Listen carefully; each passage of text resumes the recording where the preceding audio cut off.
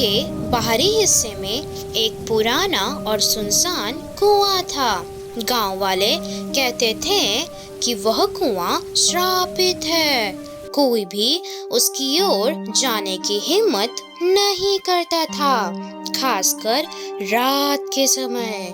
कहा जाता था कि उस कुएं में एक चुड़ैल का साया है जो हर अमावस्या की रात को वहां आती है और अपने अगले शिकार का इंतजार करती है।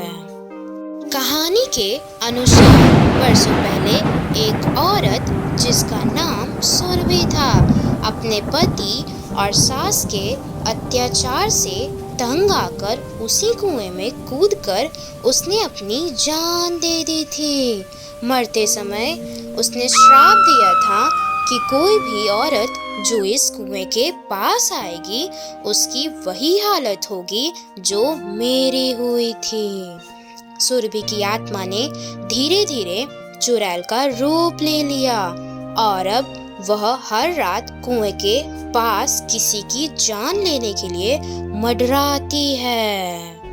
एक बार गांव के दो दोस्त अर्जुन और राघव इस कहानी की सच्चाई जानने के लिए रात में कुएं के पास गए।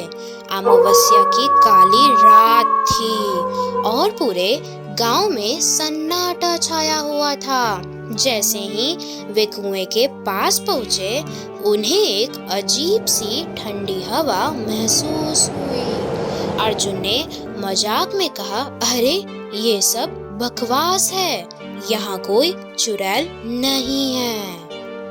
अचानक कुएं से किसी के रोने की आवाज सी आई। दोनों दोस्त ने एक दूसरे की तरफ देखा। डर के मारे उनकी हालत खराब हो गई थी, लेकिन साहस जुटाकर उन्होंने कुएं के अंदर झांकने का फैसला किया। जैसे ही उन्होंने नीचे झांका, वहां एक औरत नजर आई। उसके बाल बिखरे हुए थे और आंखें खून जैसी लाल थी। तुम्हें यहाँ नहीं आना चाहिए था, औरत की डरावनी आवाज से गूंजी। अर्जुन और राघव वहां से भागने लगे, लेकिन चुड़ैल ने अर्जुन को पकड़ लिया। राघव ने देखा कि अर्जुन की चीखें धीरे धीरे खामोशी में बदल रही थी। अगली सुबह गांव वालों ने कुएं के पास अर्जुन की लाश पाई। इस घटना के बाद किसी ने भी इस कुएं के पास जाने की हिम्मत नहीं की। कहते हैं चुड़ैल आज भी वहां रहती है, अपने अगले शिकार का इंतजार करती है।